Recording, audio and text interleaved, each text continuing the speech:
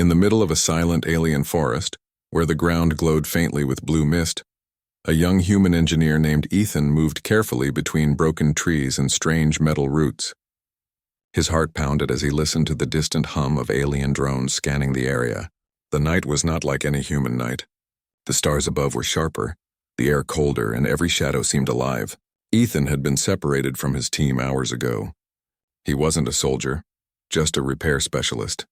But now he was running for his life in enemy territory. He crouched behind a fallen structure, its surface smooth like glass and warm to the touch. The glowing mist brushed against his boots as he breathed quietly, trying not to make a sound. He could hear the distant echo of metallic footsteps, slow, steady, confident.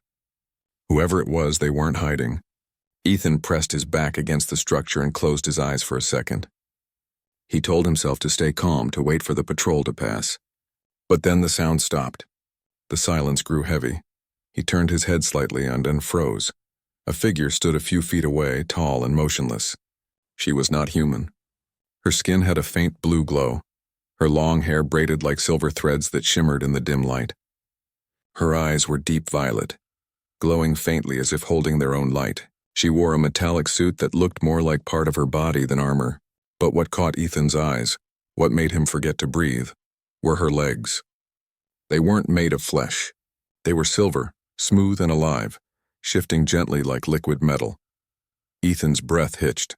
He tried to step back, but his boot brushed against a broken twig. The sound cracked through the silence. The alien woman's gaze locked on him instantly. For a moment, neither moved. The air between them felt frozen.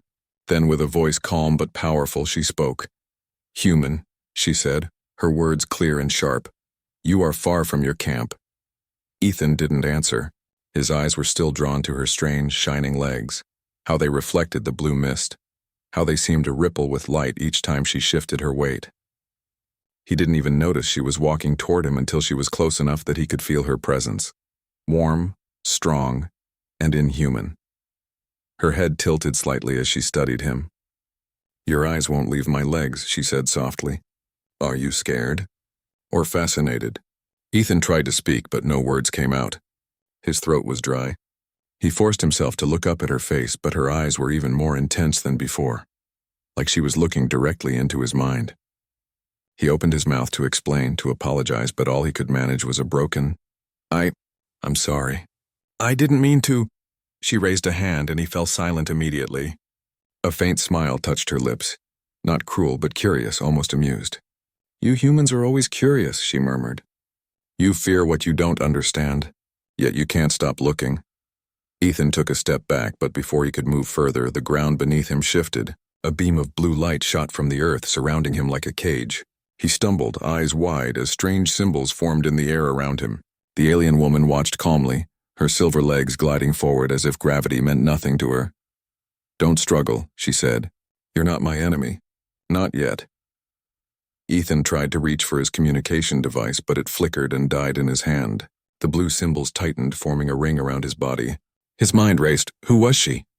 What did she want? And why was she looking at him like she already knew him? The woman stopped only an arm's length away. The glow from her armor reflected in his eyes. "You humans came here to destroy," she said softly. "But you don't even understand what you're fighting." Ethan shook his head. "I'm not a soldier. I fix machines. I don't want war." For the first time, her expression changed. The violet light in her eyes dimmed slightly. "A builder," she whispered. "Not a destroyer." She studied him in silence for a long moment, as if trying to decide something. Then, with one graceful motion, she deactivated the blue light cage. The mist swirled back around them. Ethan stumbled forward, breathing hard. Who are you?" he asked. She stepped closer, her voice calm but commanding. "I am Zira," she said. "Queen of the Varnax." The name sent a chill through him. He had heard it before, in military reports and whispered stories among soldiers. The Varnax queen was said to be ruthless, the one who commanded entire fleets. But standing before her now, she didn't look like a monster. She looked almost human. Ethan hesitated, unsure whether to bow, run, or speak. "If you're the queen," he said slowly, "then why save me?" Her eyes softened for a brief moment. "Because I want to understand why a human would stare at me with wonder, not fear." She turned slightly, her silver legs gleaming in the mist. "You will come with me," she said. "Perhaps you can answer that question." Ethan felt his chest tighten. "And if I refuse?" Zira looked back at him, her smile faint but chilling. "Then you will never know what you are looking at, human." Before he could reply, the ground beneath him glowed again. A bright light enveloped them both, and in a heartbeat the forest vanished. Only silence remained where they once stood. Far above, a shadow of a massive alien ship shimmered through the clouds. Inside it, the human engineer's fate, and the beginning of something far stranger, had just begun. Ethan woke up to a soft humming sound. The air around him was warm, but not natural. It smelled like metal and ozone. His eyes blinked open slowly, adjusting to the dim blue light that filled the room. The ceiling above him was smooth and curved, glowing faintly with patterns that moved like water. He wasn't in the forest anymore. He was inside something alive, or at least something that felt alive. When he tried to move, he realized his hands were free. No chains, no restraints. He sat up quickly, his heart pounding, scanning the space around him. The walls seemed to breathe softly, expanding and shrinking in rhythm. Strange objects floated in midair, small glass-like orbs filled with swirling colors. The whole place looked like it was made from light and metal mixed together. Then a voice spoke, calm, clear, and cold. "You're awake, human." Ethan turned and froze. Standing near the wall was the same alien woman from the forest, Queen Zira. Her silver armor shimmered under the soft light, and her violet eyes glowed faintly as she watched him. This time her expression was unreadable. Not angry, not cruel, just curious. "Where am I?" Ethan asked carefully. "In my ship," she replied. "You are safe." "For now." He stood up slowly. "Why did you bring me here?" Zira tilted her head slightly, her long braids sliding over her armored shoulders. "Because you looked at me differently. Not with fear, not with hate, but with curiosity. That is rare among your kind." Ethan frowned. "You captured me because I stared at you?" Her lips curved faintly. "Perhaps. Or perhaps because I wanted to know what you saw when you looked at me." Ethan tried to think. He still didn't understand what was happening, but her tone wasn't threatening, just strange. He looked around again. "You're Queen Zira, right? The ruler of the Varnax?" "Yes," she said simply.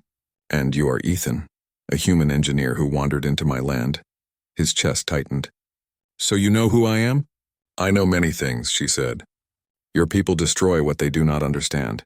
But you build things. You fix what is broken. That is why you're still alive." Ethan took a careful step forward. "You said I'm safe. Does that mean you'll let me go?" Zira's eyes narrowed slightly, not in anger, but in thought. "Not yet. I want to learn about you, about humans. About emotion," he blinked. "Emotion?" "Yes." Her voice softened, almost uncertain. "My kind were made to be perfect. No weakness, no feelings. We were built for logic and order. But lately, something inside me has changed. When I saw you in the forest, I felt something." She paused, searching for the right word. It was not fear. It was not anger. It was unfamiliar. Ethan stared at her, confused but fascinated. "You felt something because of me?" She nodded slowly. "Perhaps. That is why I brought you here, to understand what this feeling means."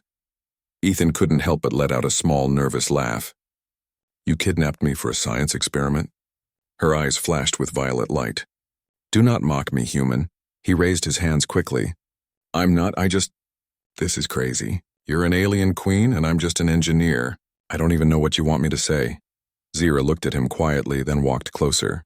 The air seemed to hum with her presence. "Tell me what love means," she said. The question hit him like a shock. "Love?"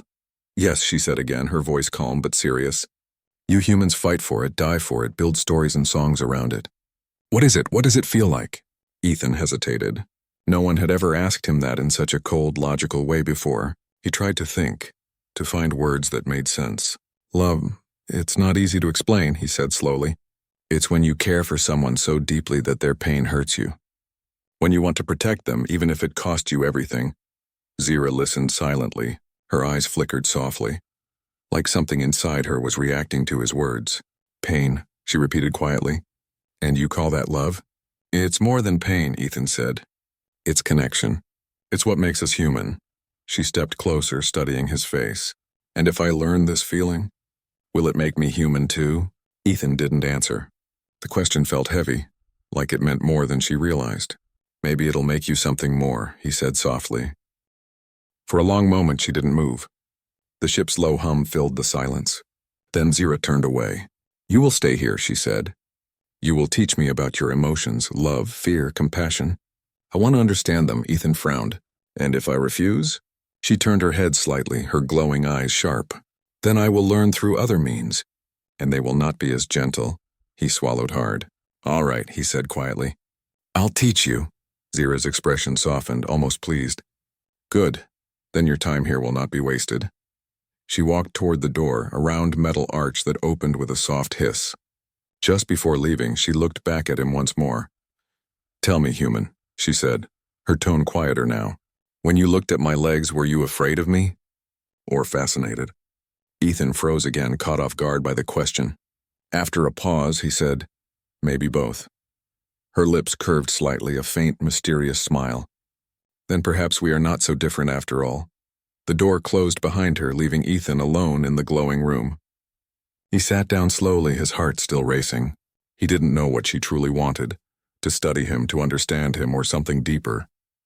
But one thing was certain. This was no ordinary encounter. Something had begun between them, something that neither human nor alien science could ever explain. The days passed slowly inside the alien ship, though Ethan could no longer tell when it was day or night. The walls glowed softly all the time, breathing like living skin, pulsing with quiet light. Sometimes it felt like the ship was listening to him, like it knew he didn't belong there. Ethan had been given a small room. It wasn't a prison cell and more like a guest chamber. The floor was smooth silver, the air warm and clean. Every morning the walls opened to reveal food, not human food, but strange glowing fruits that somehow tasted sweet and filled him with energy. There were no guards, but he knew better than to run. The ship itself was a guard. One morning the door opened silently and Queen Zira walked in. As always, she moved like liquid metal, calm and powerful. Her violet eyes locked on him, curious but unreadable. You slept well, human? She asked. Ethan shrugged slightly. If that's what you call sleeping on a breathing floor, then yeah, sure. Her lips curved slightly, almost like she was learning what a smile meant. You humans complain too much, but your body seems to be adapting. He didn't reply. He had learned quickly that arguing with her was useless. Zira stepped closer, holding a small floating sphere in her hand.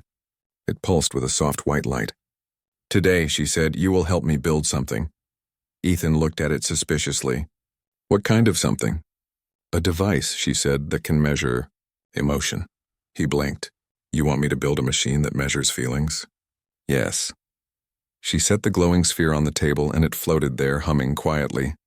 Your species has devices for everything. Heat, sound, movement. I want one for love. Ethan laughed quietly under his breath. You're serious? Her gaze hardened slightly. Always. He ran a hand through his hair. All right. But love isn't something you can measure with machines. It's not data. It's complicated. That is why I need your help, she said. You feel it, I do not. If you can help me build this device, maybe I will understand. Ethan sighed, but deep down curiosity began to rise in him too. Maybe this was his way to survive. And maybe, just maybe, he could learn something about her in the process. He spent the next few hours working on the sphere with her. It reacted to touch. When he held it, it glowed warm. When she held it, it stayed cold. She noticed it instantly. Why does it change for you but not for me? She asked. Because I have emotions, he said quietly. Because I care about something. She frowned slightly. Then I am broken? He looked up, meeting her eyes. No, just different. She didn't answer, only watched him as he continued adjusting the glowing sphere. The silence between them was no longer cold. It was thoughtful, heavy with something new neither could explain. Later that evening she returned again, this time without armor. She wore a dark silver fabric that moved like water when she walked. Her hair was unbraided, falling over her shoulders. For the first time, she looked less like a queen and more like a woman. Human, she said quietly. Tell me another human emotion. Ethan looked at her carefully. All right. Let's talk about laughter. Laughter, she repeated, curious. He nodded. It's what happens when something makes you happy or surprised. It's how we show joy. Zyra tilted her head slightly. Joy, she said the word like it was something ancient, forgotten. My people have no word for that. Maybe you should, Ethan said softly. He told her a funny story from his childhood, how he once tried to fix his father's robot and ended up making it dance instead. As he described the chaos, he laughed without realizing. His voice echoed softly in the metallic room. Zyra watched him closely, her eyes glowing faintly. She didn't laugh, but her lips curved into a small, awkward smile. That sound, she said, is strange, but pleasant. That's laughter, Ethan said. It means you feel alive. She looked at him silently for a moment. Maybe. I want to feel that too. Her voice had changed, softer, almost human. The silver markings on her neck began to shimmer faintly, as if reacting to her emotions. Ethan noticed it immediately. Your skin, it's glowing differently, he said. She looked down at herself, surprised. The silver lines that ran along her arms pulsed softly with color, pale blue like her misty forest. This has never happened before, she whispered. Ethan smiled slightly. Maybe that's your version of blushing. She blinked. Blushing? It means your body reacts when you feel something strong, he said gently. Like embarrassment. Or happiness. She studied her glowing skin again. Then perhaps I am learning. For a long moment neither spoke. The air between them felt charged, not with fear but with something delicate and real. Ethan could see it now. She wasn't a cold ruler. She was searching for something she'd never known, a feeling that humans took for granted. But outside the room, unseen to them, two alien soldiers watched through a shifting wall of light. Their faces were expressionless, but their voices echoed coldly through the air. The Queen is changing, one whispered. This human is dangerous. The Council will not allow this, said the other. If she continues to feel, she will no longer be fit to rule. Inside, Ethan and Zyra continued their quiet experiment, unaware that every smile, every shared word, was already threatening her entire empire. And as the lights dimmed, the glowing sphere on the table began to pulse softly, for the first time reacting not to touch but to emotion. It glowed warm and steady, as if it had finally found what it was meant to measure.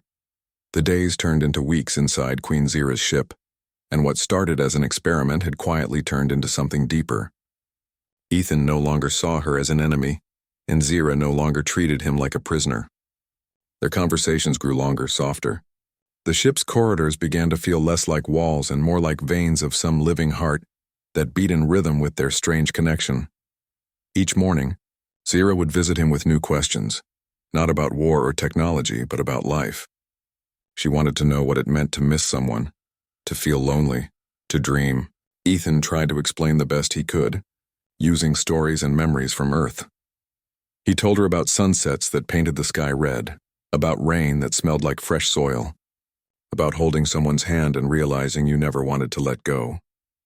She listened quietly every time, her violet eyes reflecting both confusion and fascination. Sometimes she would touch her chest lightly, as if trying to find where these feelings should exist inside her. But while she was learning emotions, something else was happening, something dangerous. Rumors began to spread through the alien ranks. The Queen was spending too much time with the human. The soldiers whispered that she was changing, that her silver armor no longer gleamed as bright, that her voice had softened. The Council of Elders, who served under her, began to question her strength. They feared that their queen was falling in love. One evening, while Ethan was helping her repair a damaged part of the ship, the alarm blared, sharp and cold. Red light filled the room. Zyra's expression changed instantly. She was no longer curious but commanding. Stay here, she ordered. What's happening? Ethan asked, standing quickly. An attack, she said. My own people. Before he could speak again, the door opened and a blast shook the room. Zyra pushed him to the floor as sparks flew from the wall. Two alien soldiers entered, their armor darker and heavier than hers. Your Majesty, one of them said coldly. The Council demands you surrender the human. Zyra stood tall. You dare command your queen? The human weakens you, the soldier said. He must be eliminated. Before Ethan could move, the soldier raised his weapon. But Zyra was faster. Her silver legs gleamed as she kicked the weapon aside, striking the alien down with a force that cracked the floor. The second soldier tried to attack, but she raised her hand, and a burst of violet energy sent him flying across the room. When the noise stopped, Ethan stared at her, stunned. The soft, curious woman he'd spent weeks with was gone, replaced by a fierce, unstoppable queen. "Are you hurt?" she asked, turning to him. He shook his head, still in shock. You just saved me." Her eyes softened slightly. "Of course I did. Why? You could have handed me over. You could have ended this." Zira took a slow breath. "Because I don't want to lose what I've found." She reached out, touching his hand gently, her cold metallic fingers meeting his warm skin. "You made me feel something my kind never could. When I'm near you, my body changes, my energy shifts. I don't understand it completely, but I know it's real." Ethan's heart raced. He didn't know what to say. There was no denying it. The bond between them was growing stronger. But before he could respond, the ship shook again. Another explosion, closer this time. Zira turned sharply toward the door. "They're breaching the inner core," she said. "If they capture you, they'll kill you. If they capture me, they'll erase what I've learned." Ethan stepped forward. "Then let me help." She looked at him, a faint spark of surprise in her eyes. "You're only human. You cannot fight my army. I can fix things," he said. "I can help your systems. Just trust me." For a moment she hesitated. Then she nodded. "Very well, human, follow me." They ran through the glowing corridors as alarms echoed around them. Zira moved like lightning, her metallic legs carrying her with impossible speed. Ethan followed as best as he could, his breath heavy, his heart pounding. When they reached the central control room, several soldiers blocked their way. Zira raised her hands ready to fight, but Ethan shouted, "Wait! Let me handle this." He rushed to the nearby console and began typing rapidly. The alien symbols were strange, but he had learned enough from working beside her. Sparks flew as he rerouted the ship's defense system. Within seconds, a blue energy field rose, blocking the soldier's path. Zira turned to him, her expression unreadable. "You risked your life for me," he smiled weakly. "Guess we're even now." The fight didn't last long. With Ethan's help, Zira stabilized the ship's core and forced the attackers to retreat. When it was finally quiet, she stood beside him in the flickering light of the control room. Her hair hung loose, her armor cracked, but her eyes glowed with quiet fire. "You should rest," Ethan said softly. "You've done enough," but she didn't move. Instead, she stepped closer, looking at him with a strange mix of strength and emotion. "You said love is when someone's pain becomes your own," she whispered. "When you would do anything to protect them?" He nodded slowly. "Yes." She placed her metallic hand against his chest. "Then perhaps I am beginning to understand." Her voice trembled slightly, the first sign of weakness he had ever heard in her. For the first time, she didn't seem like a queen or an alien or even a warrior. She seemed human, and for that moment, the galaxy outside, the war, the danger, all of it disappeared. There was only them, but far above, in the council's grand chamber, the rebellion began to rise. The alien elders had seen everything through their surveillance. "The queen has been corrupted," one of them said coldly. "By the human," another replied. "Then we must destroy him. And if necessary, her too." Unaware of the danger closing in, Zira turned to the window, watching the stars drift past. Her reflection shone beside Ethan's, two worlds colliding in silence. She whispered softly, almost to herself. Maybe love isn't a weakness after all. But the universe was already preparing to test that belief. The ship drifted silently through space, far from the human colonies and the Varnak's homeworld. For a few precious days, Ethan and Queen Zira found peace. The alarms were silent, the corridors calm. It almost felt like time had stopped. Ethan spent his days repairing the damaged systems after the attack. Zira often stood nearby watching him work, asking quiet questions that seemed less about machines and more about him. "You humans are fragile," she said one day, her violet eyes studying the small scar on his arm. "Yet you never stop fighting," he smiled faintly. "Maybe that's what makes us human. We keep going even when it hurts." Zira's gaze softened. "You make pain sound beautiful." He looked up at her. "Sometimes it is. Because pain reminds us that something mattered." She said nothing, but her expression told him she understood more than she wanted to admit. But peace, as always, never lasts long. That evening, As the two stood in the observation chamber, watching the glowing stars through the wide glass wall, a low hum filled the air, the kind of hum Ethan had learned to fear. Zira stiffened instantly. "They've found us," she said quietly. "Who?" "My council." Her voice grew colder. "They've tracked the ship. They'll come for you first." Ethan felt a chill run down his spine. "Then we have to leave." "No." She turned to him, her eyes glowing fiercely. "You will leave." "I will stay." "What?" "No, I'm not leaving you here." She shook her head slowly. "If I run, they will hunt me forever. If I stay, I can protect what we've built." "What we've built?" Ethan repeated, his voice cracking slightly. "You mean all this, and the lessons, the experiments, and it's just a project to you?" Her face softened, but her tone stayed calm. "No, human, it's something more. Something I cannot name." He stepped closer, his voice low. "Then don't send me away. Let me fight with you." "You would die," she said firmly. "You cannot survive what's coming." "I don't care." For a moment she looked at him silently, her eyes trembling with something deeper than fear, sorrow.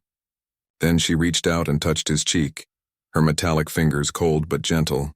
"You taught me love," she whispered. "Now let me show you sacrifice." Before Ethan could react, a circle of light opened behind him. It glowed bright and soundless, and a portal humming softly. "What is this?"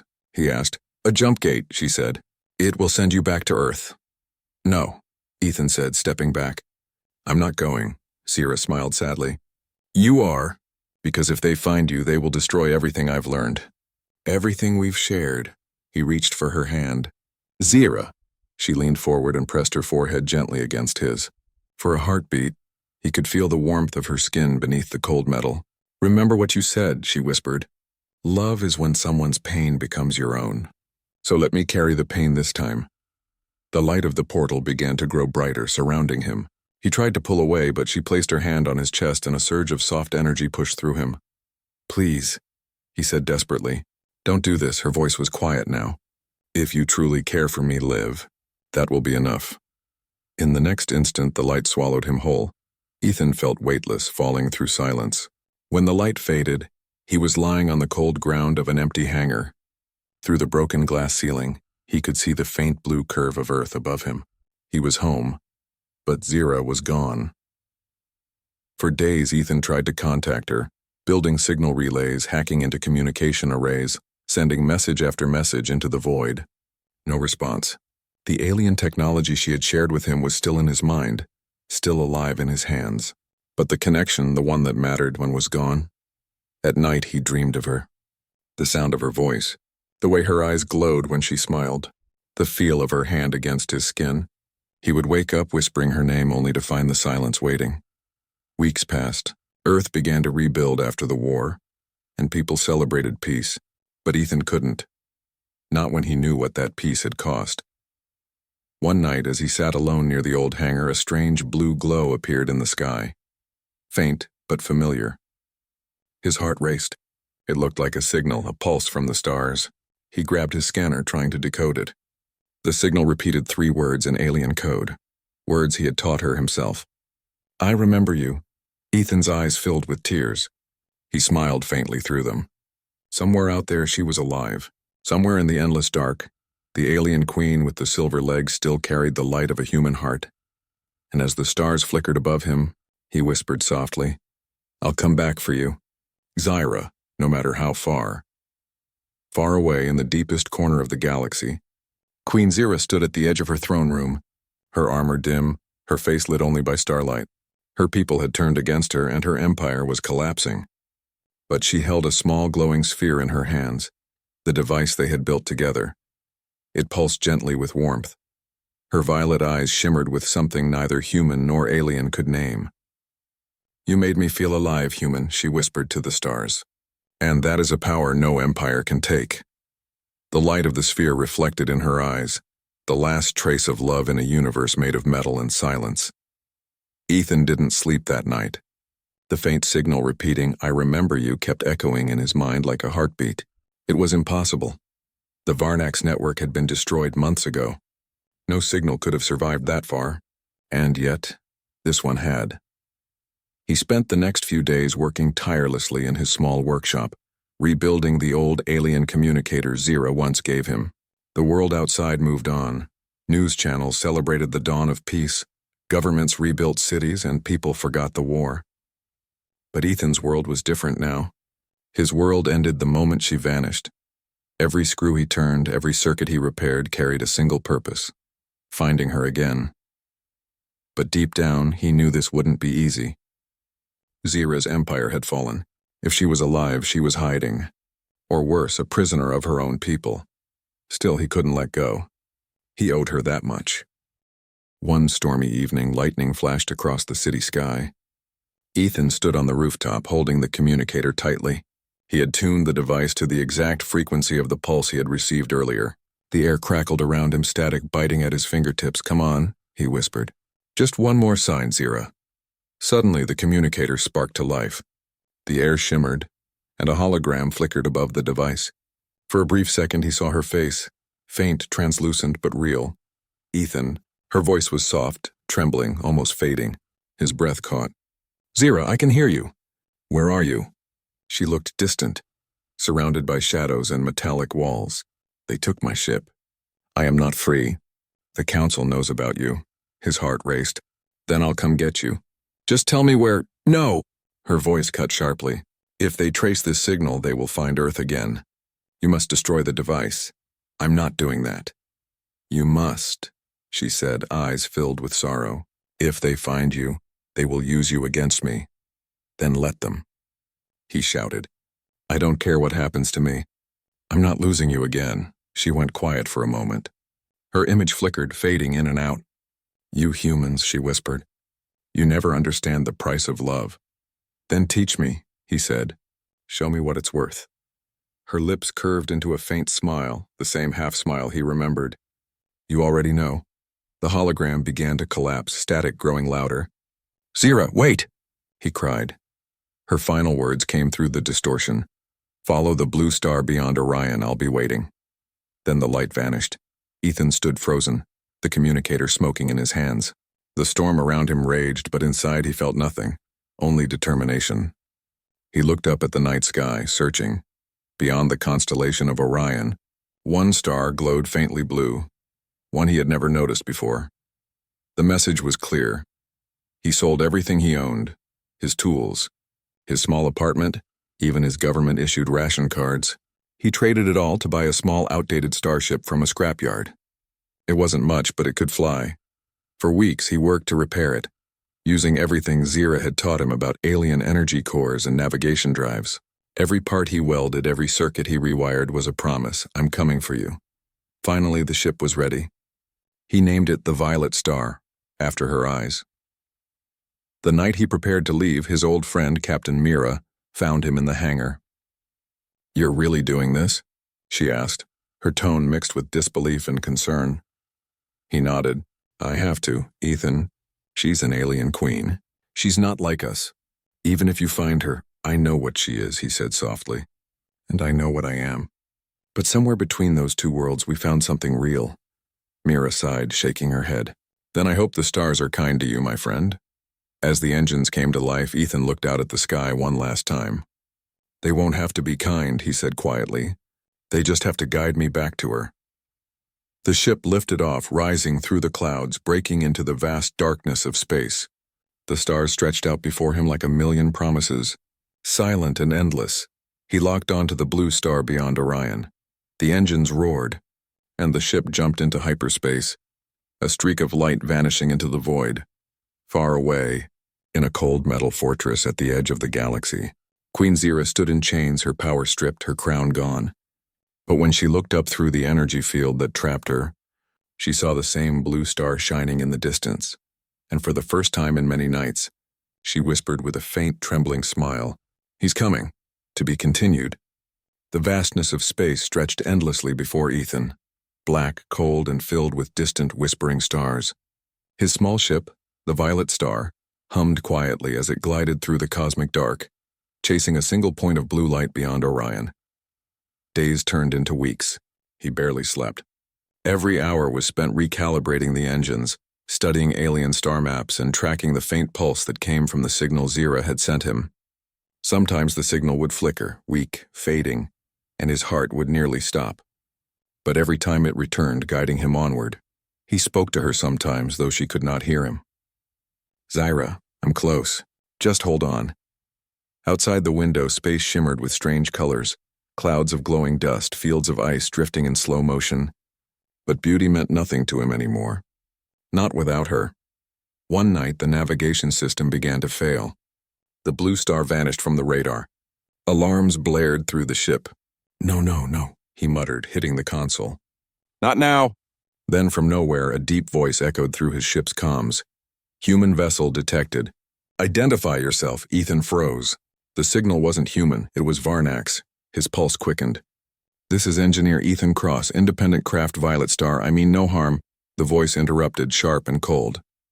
"Your craft is unauthorized in this sector. Prepare for boarding."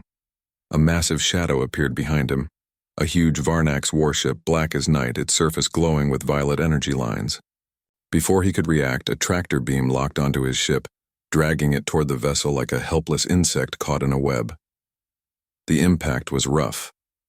When the doors opened, he found himself surrounded by tall armored guards with glowing helmets. One of them stepped forward, a woman with silver armor and cold eyes. "You are Ethan Cross," she said flatly. "The human who corrupted our queen." Ethan glared at her. "I didn't corrupt anyone. I saved her." The guard's expression didn't change. "You will come with us. The council wishes to see you." They took his weapons, his tools, everything. He was led through long metallic corridors filled with strange symbols and low humming lights, until he was brought into a large circular chamber. At the center stood a tall figure, cloaked in black with a mask of polished metal. "The Varnak's High Chancellor." "So," the Chancellor said slowly, his voice echoing. "The human who made our queen forget her duty." Ethan clenched his fists. She didn't forget her duty. She remembered her heart. The Chancellor tilted his head. Heart. Such a fragile word for such a fragile creature. He stepped closer. "Tell me, human, what makes you think you deserve her?" "I don't," Ethan said, his voice steady. "But she deserves to be free." The Chancellor studied him for a moment, then gestured to the guards. "Bring her." The side door opened, and there she was. Zyra. She looked weaker, thinner, her once radiant armor now dull and cracked.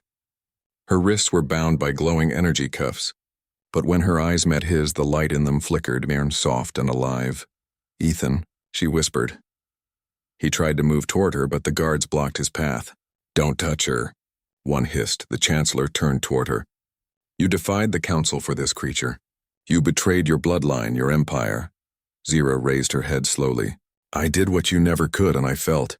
The Chancellor's metallic hand clenched. "Then you are no longer queen." He raised his arm, and a burst of energy shot toward her. Ethan lunged forward instinctively, breaking past a guard, his body slamming into hers as the blast hit them both. The chamber exploded in light. When the smoke cleared, Ethan was on his knees, clutching his chest. Pain burned through him, but he was alive.